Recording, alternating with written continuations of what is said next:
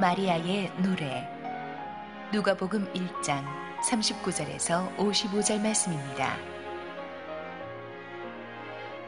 이때에 마리아가 일어나 빨리 산골로 가서 유대 한 동네에 이르러 사가랴의 집에 들어가 엘리사벳에게 문안하니, 엘리사벳이 마리아가 문안함을 들으매 아이가 복중에서 뛰노는지라 엘리사벳이 성령의 충만함을 받아 큰 소리로 불러 이르되, 여자 중에 내가 복이 있으며 내 태중의 아이도 복이 있도다. 내 주의 어머니가 내게 나아오니 이 어찌 된 일인가. 보라, 내 문안하는 소리가 내 귀에 들릴 때에 아이가 내 복중에서 기쁨으로 뛰놀았도다. 주께서 하신 말씀이 반드시 이루어지리라고 믿은 그 여자에게 복이 있도다. 마리아가 이르되, 내 영혼이 주를 찬양하며 내 마음이 하나님 내 구주를 기뻐하였음은 그의 여종의 비천함을 돌보셨습니다. 보라, 이제 후로는 만세에 나를 복이 있다 일컬으리로다. 능하신 이가 큰 일을 내게 행하셨으니 그 이름이 거룩하시며 긍휼하심이 두려워하는 자에게 대대로 이르는도다. 그의 팔로 힘을 보이사 마음의 생각이 교만한 자들을 흩으셨고 권세 있는 자를 그 위에서 내리치셨으며 비천한 자를 높이셨고 줄이는 자를 좋은 것으로 배불리셨으며 부자는 빈손으로 보내셨도다. 그 종 이스라엘을 도우사 긍휼히 여기시고 기억하시되 우리 조상에게 말씀하신 것과 같이 아브람과 그 자손에게 영원히 하시리로다 하니라. 할렐루야. 우리 하나님께 감사와 영광의 박수를 드리겠습니다. 좋은 아침, 하나님을 예배하러 오신 여러분 모두에게 축복과 은혜가 넘치기를 소원합니다. 오늘 또 힘차게 영광스러운 찬양 선포해 주신 우리 성가대에게 한번 감사의 박수 드리겠습니다. 고맙습니다. 우리 함께 기도하시고 하나님 말씀 보도록 하겠습니다. 사랑하는 아버지, 은혜를 감사합니다. 부족한 죄인을 오늘도 감히 말씀을 받들고 귀한 성도들에게 전할 수 있는 자리에 세워주시니 감사합니다. 오직 주님의 말씀만이 온전히 선포되게 하옵소서. 예수님의 이름으로 기도했습니다. 아멘. 우리 인간 최고의 축복은 하나님을 만나는 것입니다. 우리 인생 최고의 날은 하나님이 내게 찾아오시는 날입니다. 하나님을 모르고 살았을 때는 그냥 자기 수준만큼 삽니다. 그러나 하나님을 만나는 순간부터 우리는 하나님 수준으로 점프하게 됩니다. 하나님을 만나는 것 다음으로 축복은 하나님 안에서 하나님의 사람끼리 만나는 것입니다. 성령의 사람끼리 만나면, 믿음의 사람끼리 만나면, 기도의 사람, 비전의 사람들끼리 서로 만나면 성령의 불꽃이 튑니다. 엄청난 영적인 시너지 효과가 나타나게 됩니다. 지난주에 우리는 예수님의 길을 예비할 세례 요한의 부모 사가랴와 엘리사벳의 이야기를 살펴보았습니다. 오늘은 이제 아기 예수를 잉태하게 될 마리아의 이야기를 살펴볼 것이고, 그 마리아가 엘리사벳을 만나는 장면을 살펴볼 것입니다. 철이 철을 날카롭게 하듯이 하나님께서 사람을 통해 사람을 격려하시고 변화시키는 줄로 믿습니다. 이 오늘의 본문의 컨텍스트를 알기 위해서는 그 전 본문인 누가복음 1장 26절부터 우리 38절까지 말씀을 또 함께 한번 보는 게 중요한데, 먼저 26절부터 27절까지를 한번 보도록 하겠습니다. 시작. 여섯째 달에 천사 가브리엘이 하나님의 보내심을 받아 갈릴리 나사렛이란 동네에 가서 다윗의 자손 요셉이라 하는 사람과 약혼한 처녀에게 이르니 그 처녀의 이름은 마리아라. 이 사가랴에게 찾아와서 세례 요한의 탄생을 전했던 하나님의 천사 가브리엘이 정확하게 6개월 뒤에 이제는 갈릴리 나사렛의 마리아를 찾아옵니다. 하나님의 메시지를 가지고 왔으니까 실은 하나님이 찾아오신 것입니다. 그 하나님이 마리아에게 말씀하십니다. 28절 같이 읽겠습니다. 시작. 그에게 들어가 이르되 은혜를 받은 자여 평안할지어다. 주께서 너와 함께 하시도다 하니. 마리아가 너무나 놀라서 반응합니다. 29절 시작. 처녀가 그 말을 듣고 놀라 이런 인사가 어찌함인가 생각하매. 마리아가 너무 놀랐어요. 그리고 너무 황망했습니다. 어떻게 자기같이 비천한 사람에게 하나님의 사자가 찾아오셔서 이런 엄청난 축복의 메시지를 주실 수가 있는가? 이것이 마리아의 겸손입니다. 저는 하나님께서 겸손한 자에게 하나님의 음성을 들려주신다고 믿습니다. 좀 교만한 사람 같으면 이랬을 거예요. 그래, 나 정도 되면 하나님의 사자가 찾아올 만하지. 그것도 낮은 천사가 아니고 가브리엘 정도 되는 천사를 보낼 만하지. 나 정도 되니까 청와대 비서실장이 온 거야. 이런 식으로 하나님께서 내게 위대한 사명을 주실 만하지 라고 자기 과시하면서 천사를 맞았을 수도 있어요. 그런데 하나님은 그런 사람에게는 결코 음성 주시지 않아요. 하나님의 은혜와 사명은 겸손한 자에게 오는 줄로 믿습니다. 교만한 자는 자기가 하나님의 말씀을 받을 자격이 있다고 생각하는 사람에게 하나님이 말씀 주시지 않습니다. 마리아는 자기가 정말 보잘것없는 존재인 것을 인정하고 있었습니다. 첫째, 그녀는 갈릴리 나사렛 사람이었습니다. 유대인들은 갈릴리 지역, 특히 나사렛 마을에 사는 사람들을 이방인들과 피가 섞인 마을이라고 해서 아주 경멸했습니다. 인구 2,000명도 안 되는 작은 지방 마을이었습니다. 훗날 사람들이 예수님이 나사렛 목수 출신인 걸 알고 피식 웃으면서 말했습니다. 나사렛에서 무슨 선한 것이 나겠어? 그런 깡촌에서. 지금도 성지순례 가서 나사렛 가보면 깡촌입니다. 많이 개발되긴 했지만 별로 그렇게 유력한 도시가 아니에요. 그런 곳에 아주 평범한 처녀인 이 자신에게 하나님이 찾아오신 거예요. 어떻게 높고 높으신 하나님께서 아무것도 아닌 나에게 이렇게 오셨지? 나 같은 사람은 그런 하나님만 감히 만날 만한 그런 존재가 아닌데? 라고 엎드렸습니다. 하나님의 말씀을 당연시 여기지 않는 마음, 하나님은 이런 겸손한 자에게 찾아오시는 줄로 믿습니다. 야고보서 4장 6절 시작. 그러나 더욱 큰 은혜를 주시나니 그러므로 일렀으되 하나님이 교만한 자를 물리치시고 겸손한 자에게 은혜를 주신다 하였느니라. 아멘. 저와 여러분은 어떨까요? 여러분에게 하나님의 음성을 들려주시면 어떻게 반응합니까? 저는 하나님의 음성 들었다고 함부로 말하고 다니는 사람들을 보면 그 저변에는 그래, 나 정도 되니까 하나님 음성 들을 만하지. 나는 네가 못 들은 음성 듣는다. 나는 직통 계시를 받았다. 좀 이런 교만이 깔려 있는 것 같아요. 하나님이 다른 사람에게 말씀하지 않는 건 나한테 주셨어. 그런데요, 하나님의 음성을 많이 들은 사람일수록 그러지 않아요. 사도 바울은 삼층천을 본 하나님의 놀라운 계시를 보았지만 그가 거의 다 거기에 대해서 침묵하잖아요. 하나님의 음성을 진짜 들은 겸손한 사람은 자기 같은 존재에게 오신 하나님의 음성 앞에 두렵고 떨리는 마음으로 이야기합니다. 함부로 다니면서 하나님의 음성 들었다고 말하지 않아요. 먼저 나 같은 비천한 죄인에게 오신 하나님의 은혜를 이야기합니다. 그런 겸손이 있어야, 하나님을 당연시 여기지 않는 겸손이 있어야 하나님께서 저 여러분을 통해서 역사하실 줄로 믿습니다. 하나님께서 이 가브리엘을 통해서 마리아에게 굿뉴스를 주셨는데 이게 굿뉴스 같지 않은 굿뉴스였어요. 30절부터 31절 읽습니다. 시작. 천사가 이르되 마리아여 무서워하지 말라. 네가 하나님께 은혜를 입었느니라. 보라, 네가 잉태하여 아들을 낳으리니 그 이름을 예수라 하라. 자, 지난주에 엘리사벳에게 아이를 가질 것이라는 말과는 전혀 다른 컨텍스트에 똑같은 하나님의 음성이라도 그 사람 상황이 어떤가에 따라서 완전히 달라요. 정식으로 결혼했고 결혼한 지 오랜 세월이 지나도 애를 못 가져서 아기 낳는 게 평생의 소원인 엘리사벳에게는 아이가 생긴다는 말이 엄청난 굿뉴스예요. 모두가 들어서 아는 굿뉴스인데 처녀한테, 약혼자가 있는 처녀한테, 굉장히 도덕적인 기준이 까다로운 율법주의 사회인 그 시대에 임신했다는 사실만 드러나도 돌에 맞아 죽을 수 있는 그 사회에 15살 된 처녀한테 천사가 나타나서 축하한다. 하나님의 은혜가 네게 임했네. 임신했어. 이랬을 때 이게 여러분에게는 굿뉴스로 오겠습니까? 지금 2000년이 지난 오늘 우리는 이것이 예수 그리스도가 태어나게 하는 놀라운 축복의 큰 그림인 걸 알고 들으니까 굿뉴스지만 그 얘기 처음 듣는 마리아는 거의 심장마비 상태입니다. 이게 무슨 굿뉴스지? 하나님의 음성을 들었는데 이 음성이 내가 기대하던 음성이 아니에요.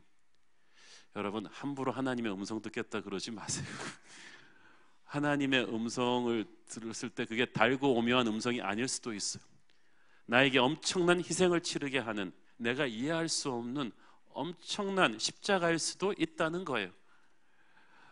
정말 노 땡큐 하고 싶은 하나님의 음성이 있죠. 그렇죠? 그런데 마리아는 섣불리 반응하지 않았습니다. 우리도 하나님의 음성을 들을 때 첫째는 겸손이 필요하고, 둘째는 이해하지 못해도 침묵하고 기다려봐야 됩니다. 그래서 하나님의 음성 듣고 나서 동네방네 선포하고 다니지 말고 침묵하고 기다리고 하나님 앞에서 이것이 무엇인가를 돌이켜보는 것이 굉장히 중요합니다. 천사를 통해서 하나님께서 메시지를 계속 전달해 주십니다. 32절 33절 시작. 그가 큰 자가 되고 지극히 높으신 이의 아들이라 일컬어질 것이요 주 하나님께서 그 조상 다윗의 왕위를 그에게 주시리니 영원히 야곱의 집을 왕으로 다스리실 것이며 그 나라가 무궁하리라. 마리아가 점점 놀램이 커져가요. 다윗의 왕위를 준다는 것은 메시아라는 뜻이에요. 그 당시 이스라엘 백성들 치고 오실 메시아에 대해서 모르는 사람이 있었나요? 그 엄청난 그 온 민족이 기다리던 메시아가 자기를 통해서 태어난다는 거예요. 하나님의 이 비전을 인간이 감당을 못합니다. 이 태어날 아기가 마리아를 위한 아기가 아니라 온 인류를 위한 구세주였어요. 여러분, 하나님의 생각은 항상 우리의 생각보다 크세요. 이사야서 55장 8절부터 9절까지 봅니다. 시작. 이는 내 생각이 너희의 생각과 다르며 내 길은 너희의 길과 다름이니라. 여호와의 말씀이니라. 이는 하늘이 땅보다 높음같이 내 길은 너희의 길보다 높으며 내 생각은 너희의 생각보다 높으니라. 그래서 자기의 생각이 너무 많은 사람은 하나님의 생각을 받을 수가 없어요. 완전히 자기의 생각을 백지화시키고 하나님의 생각으로 덮을 겸손이 있는 사람에게 하나님이 음성을 주시는 줄로 믿습니다. 왜냐하면 내 길보다 다른 하나님의 길을 내가 받아들일 준비가 돼야 되니까. 그런데 마리아는 아직도 연약한 땅의 사람이었습니다. 34절 읽습니다. 시작. 마리아가 천사에게 말하되 나는 남자를 알지 못하니 어찌 이 일이 있으리까. 마리아는 이 아기 예수가 메시아고 엄청난 사명을 받았다는 그 사실보다는 어떻게 처녀인 자기가 아기를 가질 수 있는가에 대한 관심이 더 컸고, 이건 생존과 직결된 현실의 문제예요. 항상 하나님은 하늘의 비전을 선포하실 때 우리는 항상 땅의 현실이 중요해요.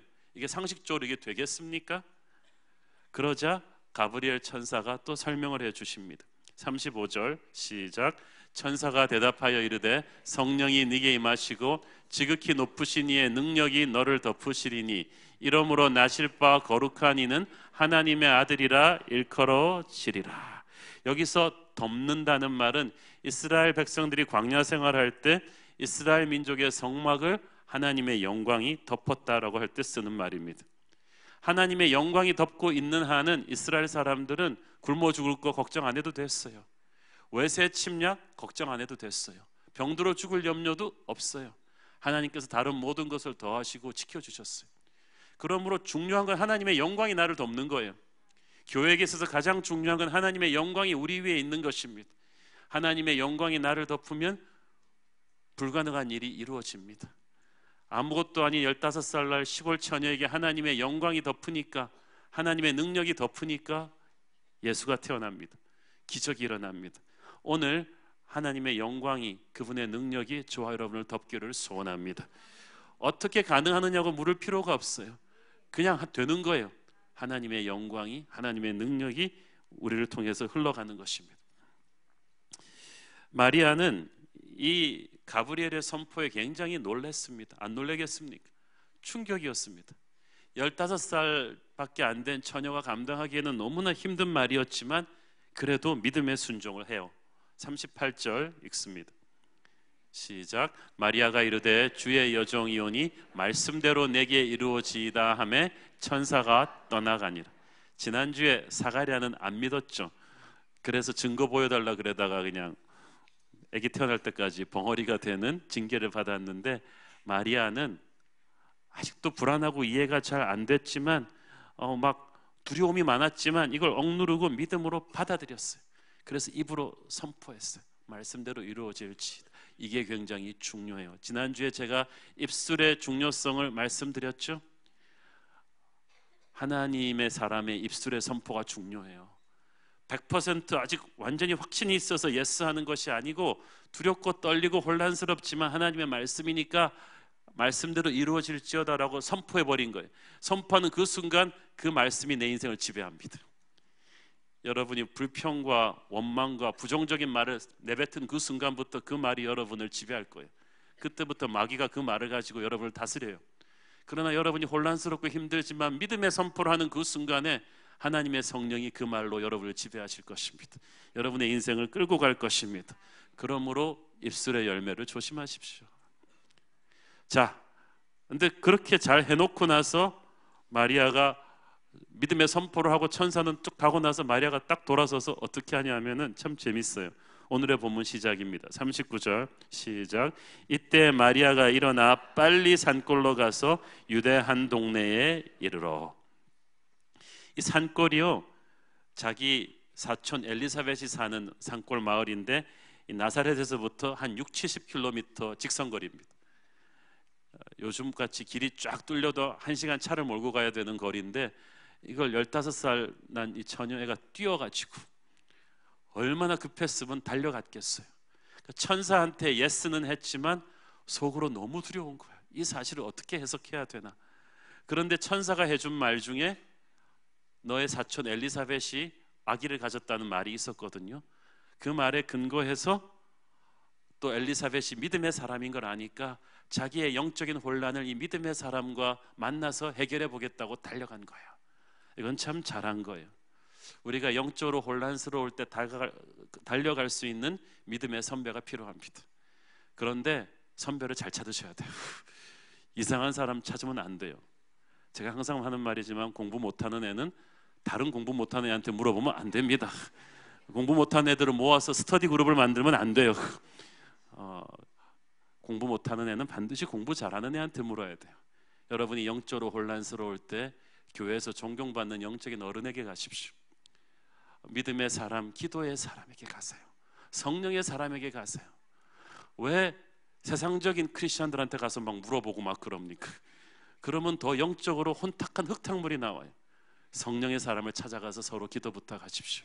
저는 여러분의 순예배가 바로 그런 교제이기를 축원합니다. 자, 마리아와 사촌 엘리사벳이 만나는 순간입니다. 40절, 41절 시작. 사가랴의 집에 들어가 엘리사벳에게 문안하니 엘리사벳이 마리아가 문안함을 들으매 아이가 복중에서 뛰노는지라 엘리사벳이 성령의 충만함을 받아. 여러분, 성령의 사람들끼리 만나면 성령의 스파크가 일어납니다. 여러분, 이 예배 공간에 들어오기만 해도 참 많은 은혜가 들어오죠. 여러분 가슴속에 성령의 사람들이 있기 때문이에요. 성령께서 우리가 모이는 걸 너무나 기뻐하세요. 아무 말도 안 했는데 벌써 마리아가 문지방 넘어오는데 엘리사벳 안에 성령이 충만해요. 여러분 순식구들이 순예배 드리러 여러분 집 문지방 넘을 때부터 성령 충만하기를 바랍니다. 그러니까 엘리사벳이 알 수 없는 영적인 감동에 떠는 거예요. 그리고 뱃속의 태아가 요동칩니다. 이게 그냥 가끔가다 요동치는 거랑 다른 거예요. 성령의 감동으로 요동칩니다. 이런 성령에 꼭 감전되는 것 같은 그런 충격이 온 거예요. 그러면서 엘리사벳에게 이상한 일이 생깁니다. 성령께서 갑자기 엘리사벳의 입을 통해서 찬양을 통해서 마리아에게 예언을 해주게 한 거예요. 42절 시작. 큰 소리로 불러 이르되 여자 중에 네가 복이 있으며 내 태중의 아이도 복이 있도다. 자, 이거 잘 보세요. 마리아는 엘리사벳이 임신한 거 알았어요. 그렇지만 엘리사벳은 마리아가 임신한 거 몰랐어요. 그죠? 마리아가 아직 결혼 안 한 거 알고 있는데 15살짜리가 임신한 거 알 리가 없잖아요. 그런데 성령께서 알려줬어요. 자, 그리고 두 번째로 성령께서 알려준다고 해도 여기에 인간적으로 반응했다면 어떻게 됐을까요? 이 행실 안 좋은 기집아이 같은 이라고 머리에 피도 안 마른 것이 어디서 애를 베가지고 성령께서 알려줬어 너희, 그러면서 그러니까 여러분 음성을 들어도 영적으로 해석할 수가 있어야 돼요. 성령께서 알려만 주신 것이 아니라 영적으로 해석하게 해줬어요. 인간적인 눈으로 마리아를 판단하게 하지 않았어요. 그러니까 네가 복이 있다고 그랬어요. 성령의 눈으로 보지 않고 결혼 안 한 여자가 임신했다는데 그 복 있다고 말해줄 수가 있습니까? 그 성령의 시각으로 인간을 판단하게 한 거예요. 여러분, 인간의 눈으로 인간을 함부로 판단하지 마세요. 사람들의 소문 듣고 그 사람에 대해서 선입관을 갖지 마세요. 기도해 보고 판단하세요. 기도하고 하나님의 임재를 체험해 보세요. 온 세상 사람들이 그 사람 욕한다고 해도 기도해 보면 하나님의 축복을 받은 사람일 수가 있어요. 그러니까 지금 그 당시 세상 기준으로는 마리아가 사고 쳐서 임신한 거잖아요. 그런데 이 엘리사벳이 성령 충만하니까 이는 성령으로 잉태하네요. 마리아의 잘못이 아니고 오히려 마리아는 하나님의 택함을 받은 백성이에요. 여러분도 남을 판단할 때 성령의 눈으로 판단하기를 바랍니다. 그러면 흙 속에서 진주를 찾아낼 수 있을 거예요. 사람들이 욕한다고 해서 같이 욕하는 게 아니고 기도해 보니까 이 사람 달라, 하나님의 뜻이 있는 사람이에요. 그러면 복이 있다고 선포해 주십시오. 42절 45절에만 복이 있도다라는 말이 연거푸 3번씩 나와요. 우리가 항상 주님께 복 달라고 매달리는데 무엇이 복입니까? 남자를 모르는 약혼한 처녀 입장에서 갑자기 아기를 가진 것이 어떻게 복일 수가 있어요? 근데 하나님의 복은 우리가 생각하는 복과 다르거든요. 왜 마리아에게 복이 있나요? 그녀의 믿음 때문에 복이 있어요. 45절 보세요. 시작. 주께서 하신 말씀이 반드시 이루어지리라고 믿은 그 여자에게 복이 있도다. 그녀가 하나님의 말씀을 믿었기 때문이에요. 자, 마리아 자신은 진짜 자기가 인정한 대로 대단한 존재가 아니에요. 가톨릭에서는 마리아를 신격화하는데 마리아 자신이 위대한 것이 아니라 그녀의 믿음이 위대해요. 그렇죠? 그녀가 하나님의 말씀을 믿었기 때문에 그때부터 복된 인생이 되는 거예요. 여러분이 가난하고 병들고 학벌도 안 좋고 가진 것이 없어도 여러분이 하나님의 말씀을 의심하지 않고 믿으면 그 순간부터 여러분에게 복이 옵니다. 하나님의 복된 존재가 될 줄로 믿습니다. 반대로 여러분이 세상을 다 가졌다고 해도 하나님의 말씀을 불신하면 여러분은 복이 없어요. 하늘의 복이 오지를 않아요. 어떤 상황에서라도, 아무리 혼란하고 힘든 상황에서라도 하나님의 말씀을 붙들고 믿으셔야 돼요. 그래야 기적이 시작됩니다. 그래야 기도가 응답이 옵니다. 마태복음 21장 21절 22절 시작. 예수께서 대답하여 이르시되 내가 진실로 너에게 이르노니 만일 너희가 믿음이 있고 의심하지 아니하면 이 무화과 나무에게 된 이런 일만 할 뿐 아니라 이 산들어 들려 바다에 던져지라 하여도 될 것이요 너희가 기도할 때 무엇이든지 믿고 구하는 것은 다 받으리라 하시니라. 아멘. 믿음이 중요합니다. 우리는 설명으로 사는 사람이 아니라 믿음으로 사는 사람이에요. 하나님한테 다 설명해 달라 그러지 말고 하나님의 신실하심을 그냥 믿어버리세요. 이 가브리엘의 메시지를 듣고 믿음이 흔들려 불안해하던 마리아에게 성령께서 엘리사벳을 통해서 확신을 주십니다. 하나님께서는 우리가 격려를 필요로 할 때 믿음의 형제를 통해 격려를 주시는 분인 줄 믿습니다. 마리아에게 확신이 필요하니까 마리아가 확신을 받을 수 있는 믿음의 사람에게로 그녀를 이끌어 가신 거예요. 여러분 항상 그 기도하십시오. 주님, 저를 항상 성령의 사람에게 이끌어 주십시오. 내 인생 위기의 때에 세상적인 사람과 만나서 의논하는 게 아니라 성령의 사람에게 기도받게 하시고 성령의 사람에게 조언을 듣게 하여 주시옵소서. 그래서 저도 보면 하나님께서 너무 힘들고 어려울 때 기도하면 하나님께서 몇 개월 동안 전화 안 오던 믿음의 형제가 전화를 줘요. 목사님 힘드셨죠? 제가 기도합니다. 하나님께서 목사님과 함께 한다고 하십니다. 몇 달 만에 처음 들려오는 전화가 딱 그 시점이에요. 하나님께서 우리 교회 곳곳에서 여러분에게 그런 격려 주시기를 바랍니다. 그리고 여러분도 하나님이 누군가를 격려해 주는 그런 축복의 도구로 써주기를 축원합니다.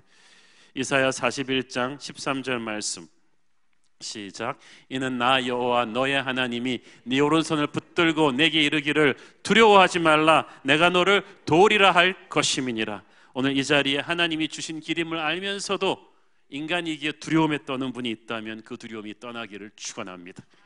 하나님의 길을 가지만 너무 힘이 들어서 지금 이 순간에 꼭 죽고 싶은데 하늘의 격려가 필요한 분이 있다면 오늘 하나님이 저를 통해서 여러분을 격려하십니다. 여러분은 살 것입니다. 포기하지 말아야 합니다. 일어나셔야 합니다. 억누르고 있던 두려움이 떠나기를 바랍니다. 마리아가 엘리사벳을 통해서 격려를 받고 나니까 사람이 달라졌어요. 그 패닉하던 두려움에 떨던 15살 소녀가 사람이 달라졌어요. 우리 아이가 달라졌어요. 마리아가 달라졌어요. 46절 47절 읽습니다. 시작.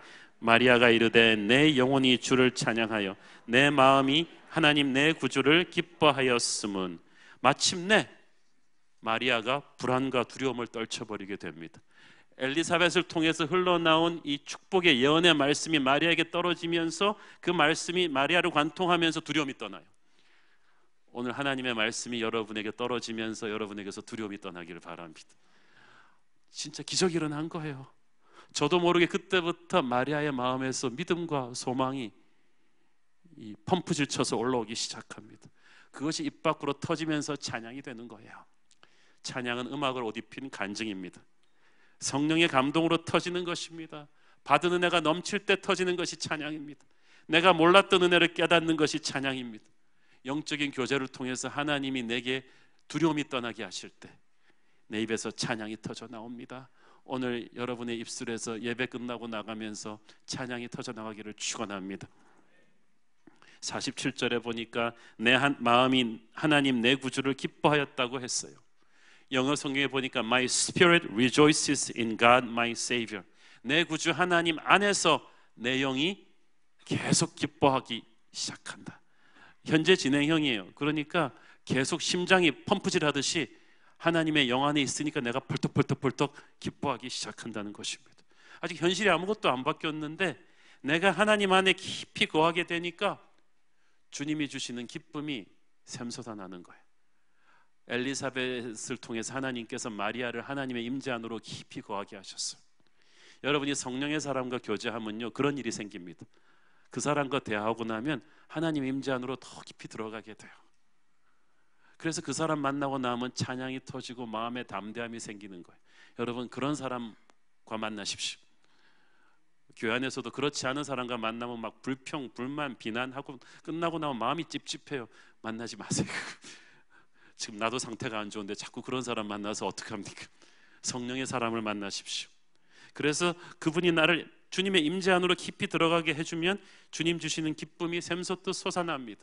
이것이 찬양의 엔진이 될 것입니다. 아직도 하나님의 섭리를 내가 다 이해한 거 아니에요. 상황이 쫙 풀린 것도 아니지만 주님의 임재 안에 들어가니까 겁에 떨던 마리아 안에서 하나님이 찬양을 끌어올리신 거야. 이 마리아의 노래, 이 찬양이 이제 48절부터 55절까지 쭉 나옵니다. 이 마리아의 노래에 담겨있는 핵심 메시지는 네 가지로 볼 수가 있죠. 첫째는 가난하고 겸손한 자를 높이시는 하나님, 둘째는 교만한 자를 내리치시는 하나님, 셋째는 신실하신 하나님, 넷째는 개인의 비전과 민족의 비전과 인류의 비전을 하나로 엮어가시는 하나님을 우리가 볼 수가 있습니다. 첫째는 가난하고 겸손한 자를 높이시는 하나님. 누가복음에 보면은 계속해서 반복되는 테마가 하나님의 사람은 겸손하다. 가난하고 연약하지만 겸손하다.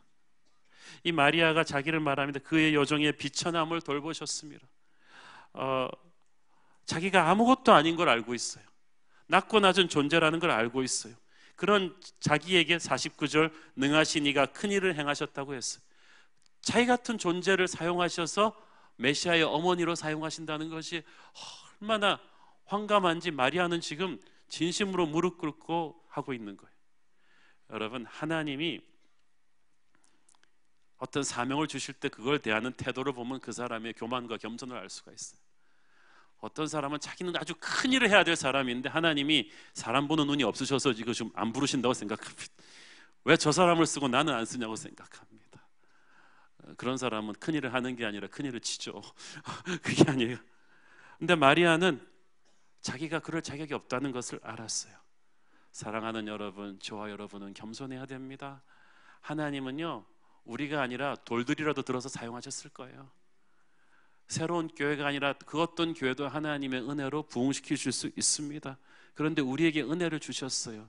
그건 우리의 자격이 때문에 있어서가 아닙니다. 찬양은 자기를 높이는 것이 아니라 하나님을 높이는 거예요. 겸손은 자기를 낮추는 것이 아니라 하나님으로 충만한 거예요. 하나님으로 너무 충만해서 자기 생각할 겨를이 없어요. 그래서 자기 생각이 너무 많은 사람은 제대로 찬양을 드릴 수가 없습니다. 여러분은 인생에서 두 사람을 스타로 만들 수는 없습니다. 자기와 하나님을 동시에 띄울 수는 없는 거예요. 하나님을 띄우겠다면 내가 죽어야 돼요. 겸손은 그렇게 나를 낮추는 것입니다. 진정으로 내가 하나님의 쓰임을 받을 자격이 없다는 것을 인정하는 그 사람만이 하나님의 은혜를 받을 것입니다. 저와 여러분 그런 겸손한 사람이기를 바랍니다. 그렇게 마음이 가난하고 겸손해서 하나님 말씀만 붙잡고 가는 사람은 하나님이 책임집니다. 이사야서 66장 2절 시작. 나 여호와가 말하노라 내 손이 이 모든 것을 지었으므로 그들이 생겼느니라. 무릇 마음이 가난하고 심령에 통회하며 내 말을 듣고 떠는 자 그 사람은 내가 돌보려니와. 이 돌본다는 말을 영어 성경에 보니까 This is the one I esteem. 그러니까 내가 굉장히 높이 생각한다. 내가 굉장히 높이 생각하고 그의 인생을 돌볼 거라는 뜻입니다. 여러분 하나님을 사랑하는 경건한 사람들은 아무리 자기를 낮춰도 하나님이 드러내 주십니다. 하나님이 돌보십니다. 이런 사람들은 세상에 살지만 세상을 사랑하지 않아요. 그렇기 때문에 세상의 것으로 자신을 채우지 않습니다. 그래서 종종 낮아지기도 하고 비천해지기도 합니다.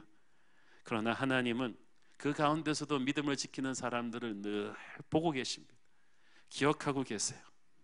우리는 이 세상에서 가진 것으로 우리를 증명하는 사람들이 아닙니다.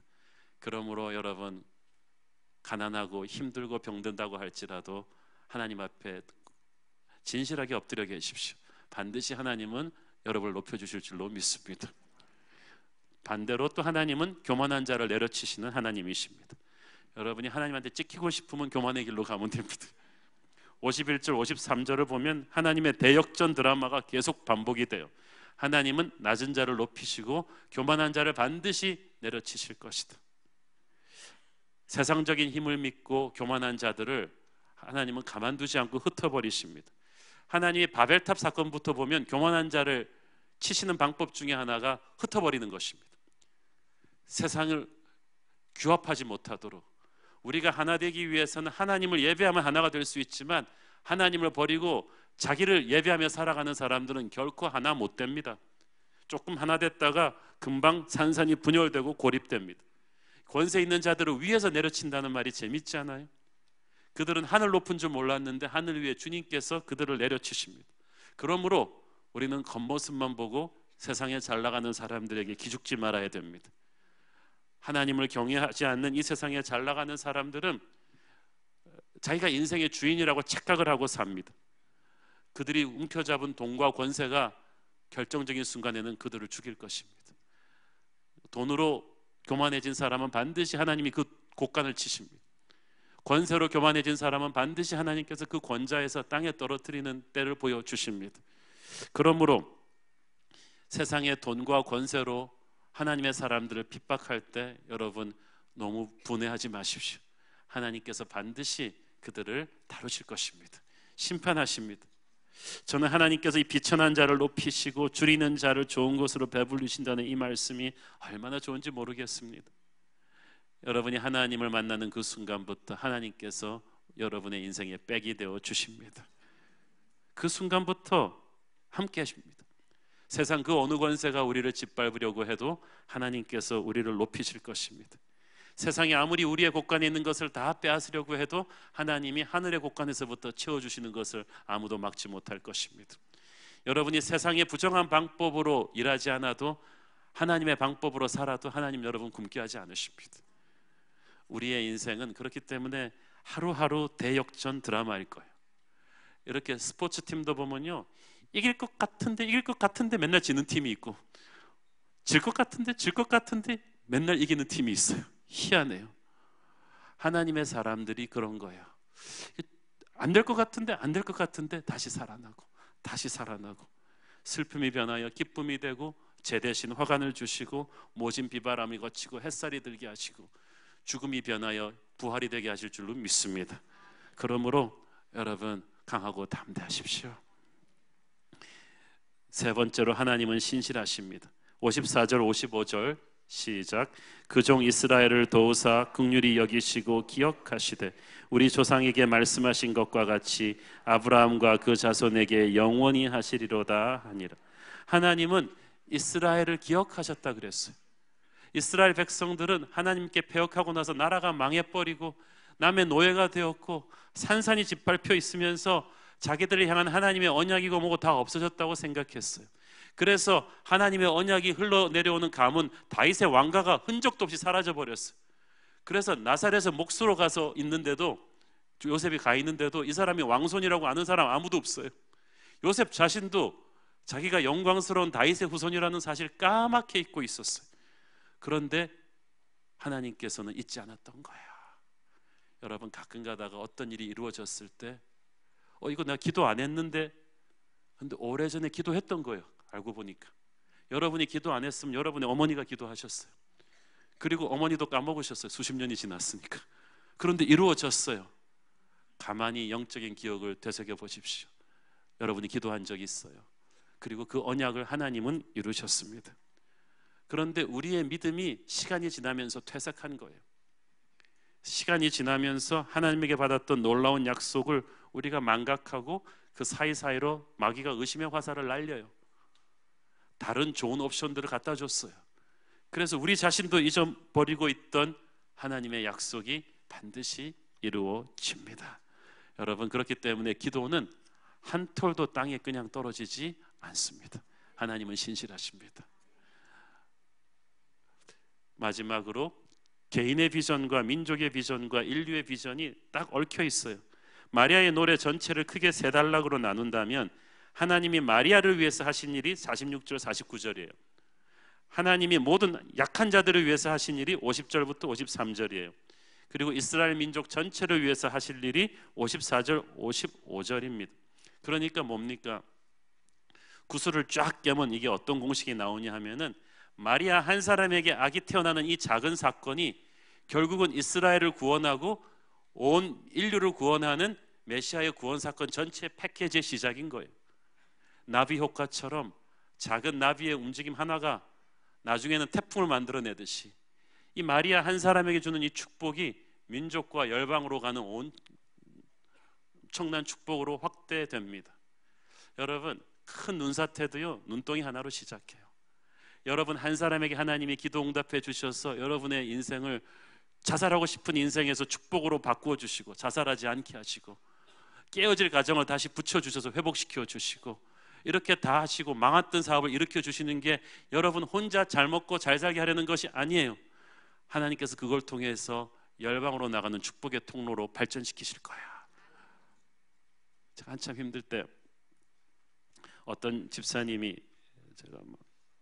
제게 이런 말씀을 하셨어요. 목사님은 한 사람만의 몸이 아닙니다. 목사님이 몸이 건강하시고 마음이 행복하셔야 합니다. 그래야 우리 교회 전체가 행복해져요. 그리고 우리 교회를 바라보고 있는 한국 교회 수많은 교회들이 행복해져요. 제 친척 미국에 사는데도 목사님 말씀 방송으로 듣고 이렇게 죽고 싶다가도 살고 그런데요. 목사님 힘내세요. 제가 그 말 듣고 눈물이 핑 돌더라고요. 그렇구나. 이게 내가 내 혼자만의 몸이 아니구나.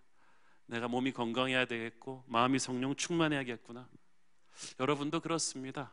여러분 혼자만의 몸이 아니에요. 여러분이 하나님의 음성을 듣고 변하면 여러분의 가정이 변해요. 그러면 그 가정이 변해서 모여서 우리 교회가 변하는 거예요. 그리고 우리 교회는 우리 교회만의 교회가 아니에요. 우리 교회 혼자 이렇게 막 수천 명이 모이는 대형 교회 되라고, 그래서 유명한 교회 되라고 하나님이 부흥 주시는 게 아닙니다. 저는 우리 교회를 통해서 이제 한국 교회 부흥은 안 된다고 넋놓고 앉아 있는 수많은 절망하고 있는 많은 교회들에게, 작은 교회들에게, 미자리 교회들에게 격려가 되기를 바랍니다. 그들에게 축복이 되어지고 그런 목사님들에게 축복의 통로가 되어줄 수 있다면 우리가 받는 축복은 가치가 있는 거예요. 여러분, 자신의 개인의 기도 응답을 자신의 것이라고만 생각하지 마세요. 여러분이 살면 가정이 살아요. 가정이 살면 교회가 살아요. 우리 교회가 살면 한국 교회가 살아요. 그러니까 천리길도 한 걸음부터 저는 여러분이 오늘 살아나기를 바랍니다. 여러분의 병이 낫고 마음이 그 영적인 혈이 뚫리고 절망이 떠나고 기쁨과 성령의 사람으로 살아나서 여러분의 가정도 회복되기를 바랍니다. 여러분이 꽉 막히는 여러분의 사업도 숨통이 트이기를 바랍니다. 그래서 하나님의 나라 위해서 쓰기를 바랍니다. 저는 오늘 엘리사벳과 마리아의 만남, 얼마나 축복되고 은혜 충만한 만남입니까? 그래서 그들의 아들들이 또 축복의 만남이 되죠. 세례 요한이 예수님의 길을 예비하고, 저는 하나님께서 대를 이어서 우리에게도 축복의 만남 주시기를 원합니다. 하나님께서는 그 두 사람의 만남을 통해서 두 사람은 만나면서 새로운 성령 체험을 또 했어요. 둘이 만났기 때문에 옛날에 듣지 못했던 새로운 말씀 또 들은 거예요. 여러분, 성도 간의 만남은 그런 것이어야 합니다. 우리가 오늘 만남으로 인해서 혼자 있을 때 듣지 못했던 하나님의 음성 듣기를 원합니다. 성령의 체험하기를 원합니다. 그래서 찬양이 터지는 거예요. 우리가 찬양하면 마귀가 두려워합니다. 하나님이 기뻐하십니다. 찬양은 받은 은혜만큼 해요. 체험한 것만큼 해요. 믿는 것만큼 찬양해요. 응답받은 것만큼 찬양해요. 저는 여러분이 오늘 하나님 새롭게 체험하고 그 받은 은혜로 찬양하면서 나가는 승리의 인생 되기를 축원합니다. 기도하겠습니다. 귀하신 주님 은혜를 감사합니다. 엘리사벳을 만나기 전에 마리아처럼 하나님의 뜻은 알지만 감당하기 어려워 두렵고 떨림에 사로잡혔던 우리가 서로 만남으로써 다시 살아나기를 원합니다. 우리 새로운 교회가 그런 만남의 자리이기를 원합니다. 주여 은혜를 주옵소서. 예수님의 이름으로 기도했습니다. 아멘.